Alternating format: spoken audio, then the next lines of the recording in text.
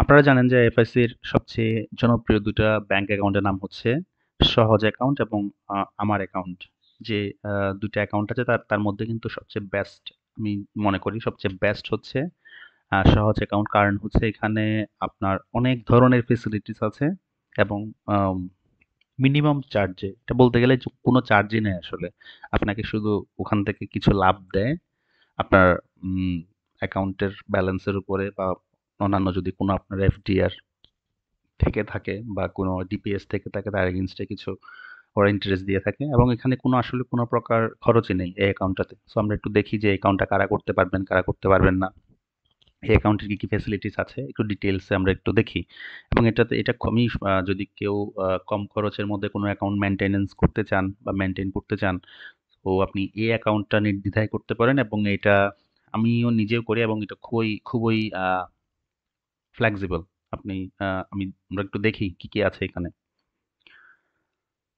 এই অ্যাকাউন্টটা আপনি আ বাসায় বসেও করে তুলতে পারেন। এটা হচ্ছে ওদের ওয়েবসাইট আছে। আইএফআরসি ব্যাংকের ওয়েবসাইটে গিয়ে আপনি অনলাইনের মাধ্যমে এটা এপ্লাই করতে পারেন। কোনো টাকাই খরচ হয় না অ্যাকচুয়ালি। আম আপনি ব্রাঞ্চে গিয়েও করে ফেলতে পারেন। ব্রাঞ্চে গিয়ে করলে হচ্ছে এখানে কোনো টাকাই খরচ হয় না। জাস্ট ৳১০ দিয়ে মানে জাস্ট একটা ব্যালেন্স ওপেন করার জন্য ৳১০ দিয়ে হচ্ছে আপনি অ্যাকাউন্টটা করে ফেলতে পারেন। এবং আপনি এটাকে অলওয়েজ ব্যালেন্স 0 রাখতে পারেন। কোনো সমস্যা নেই। আপনি ওই টাকাটা তুলে ফেলতে পারেন পরবর্তীতে গিয়ে। যদি আপনার কোনো টাকা থেকে থাকে ৳৫০০, ৳১,০০০ থেকে থাকে সেটা আপনি তুলে ফেলতে পারেন। কোনো সমস্যা নেই। ওকে। আর এই ব্যাংকের একটা আ সবচেয়ে বড় সুবিধা হচ্ছে এখানে আপনি যতটুকু ব্যালেন্স রাখবেন প্রতি মাসের শেষে আপনাকে ওই ব্যালেন্সের উপর একটা ইন্টারেস্ট দেয়া হবে। এবং ইন্টারেস্টটা খুবই ভালো একটা অ্যামাউন্ট আপনি পেয়ে যাবেন। মনে করেন আপনার অ্যাকাউন্টে আম ৫ দিনের জন্য ৳১,০০,০০০ ছিল। আ ৫ দিনের উপরে ভিত্তি করে আপনার ৳১,০০,০০০ উপর 4% হারে একটা পার্সেন্টেজ এনে আপনাকে মাস শেষে হচ্ছে একটা অ্যামাউন্ট আপনার অ্যাকাউন্টে জমা হয়ে যাবে এবং এটা দেখে আ খুব ভালো একটা অ্যামাউন্ট আসবে। খুব ভালো বলতে মোটামুটি আপনার খুশি হয়ে যাবেন এরকম একটা অ্যামাউন্ট আসবে।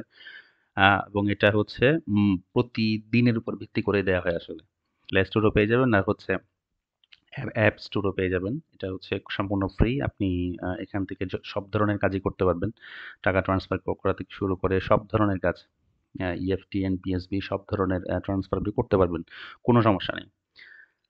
তারপরে হচ্ছে এখানে সবচেয়ে বড় সুবিধা হচ্ছে এখানে কোনো মেইনটেন্যান্স চার্জ নেই। আপনি যতই লেনদেন করেন না কেন, লাখ, ২ লাখ, ৩ লাখ, ৫ লাখ, ১০ লাখ যাই করেন না কেন, এখানে কোনো ধরনের মেইনটেন্যান্স ফি নেই।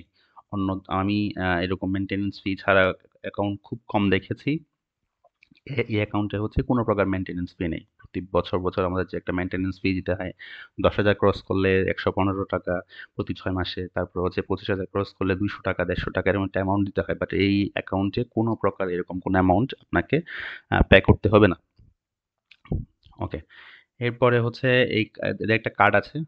এই কার্ডটা দিয়ে হচ্ছে আপনি বাংলাদেশের যেকোনো বুথ থেকে ফ্রিতে টাকা তুলতে পারবেন। এটা আ সম্পূর্ণ ফ্রি।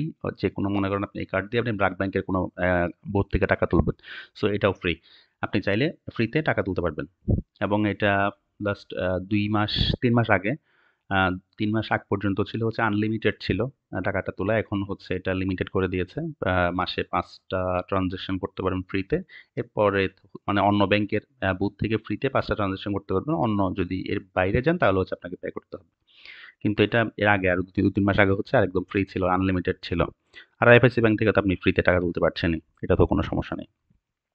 আর হচ্ছে আ আপনি যে এই সহজ অ্যাকাউন্টের যে ইয়েটা আছে, আপনাকে যদি আপনি লিমিট করে দেন যে আমি লিমিট এটা বাড়ানোও যায়, কমানোও যায়। এটা আপনি জাস্ট ব্রাঞ্চে বা কাস্টমার কেয়ারে কথা বলে নিলেই কিন্তু হয়ে যায়। এটা কোনো সমস্যা নাই। এটা আপনি নিজের ইচ্ছামত করে বাড়াই বা কমায় নিতে পারবেন। এই লিমিটটা। অনেকে মনে করে যে সহজ অ্যাকাউন্টে মনে হয় যেহেতু একটা খুব সস্তা একটা অ্যাকাউন্ট মানে ৳১০ দিয়ে খুলছি এটা ট্রান্সেকশন কেমন করা যায়?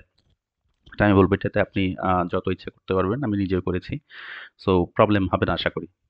এরপরে হচ্ছে ওদের খুব সুন্দর কিছু এফডিআর তারপর হচ্ছে ডিপিএস এর কিছু আ স্কিম আছে।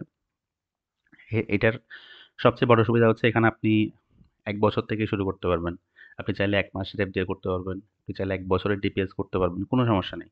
এবং এটা ইন্টারেস্ট রেটটা খুবই ভালো। অন্যান্য ব্যাংক আমি কম্পেয়ার করে দেখেছি যে অন্যান্য যে ব্যাংকগুলো ১ বছরের জন্য যে ইন্টারেস্ট দেয় আ বা ১ মাসের জন্য এফডিআর এর জন্য যে ইন্টারেস্ট দেয় এরা এর চেয়ে অনেক বেশি দেয়। সো আমার মনে হয় এটা একটা ভালো অপরচুনিটি সবার জন্য যে এখানে আপনারা চাইলে এই ডিপোজিটগুলো করে রাখতে পারেন বা যদি অপরচুনিটি থাকে আপনাদের, যদি ইচ্ছা থাকে তাহলে করতে পারেন। কোনো সমস্যা নেই। তারপরে হচ্ছে এখানকার আরেকটা ফেসিলিটি হচ্ছে এক কাউন্টার থেকে আপনি সব ধরনের সার্ভিস পেয়ে যাবেন। আমরা দেখি হচ্ছে আ যদি অন্য কোনো একটা ব্যাংক অ্যাকাউন্টে যাই, ব্যাংকে যাই যে আমি আ ডলার এন্ডোর্স করব আমার অ্যাকাউন্টে। আমার কার্ডের ভিত্তিতে বা আমার ডুয়াল কারেন্সি কার্ড আছে, আমি ডলার এন্ডোর্স করব। সো একটা আলাদা কাউন্টার আছে। আমি কি করব? টাকা জমা দিব। আলাদা লাইন ধরতে হয়। টাকা তুলবো, আলাদা লাইন ধরতে হয়। অ্যাকাউন্ট করবো, আলাদা লাইন ধরতে হয়। এখানে কিন্তু সেরকম না। আপনি এক কাউন্টারে বসেই আপনি সব ধরনের ফেসিলিটিস পেয়ে যেতে পারেন।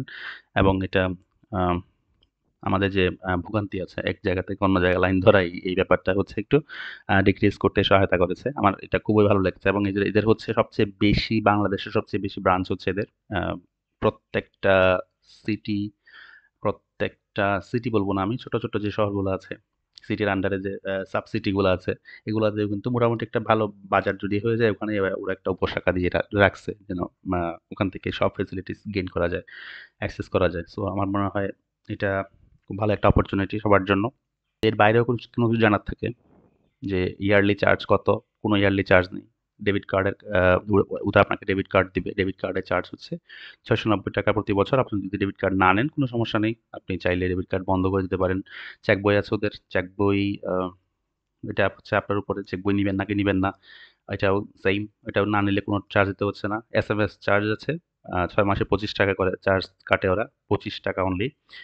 সো এটাও চাইলে অফ রাখতে পারেন, কোনো সমস্যা নেই। তারপরে হচ্ছে আ এই আর কোনো ধরনের চার্জ নেই। এরপরে আপনাকে শুধু ইন্টারেস্ট দিবে ওরা।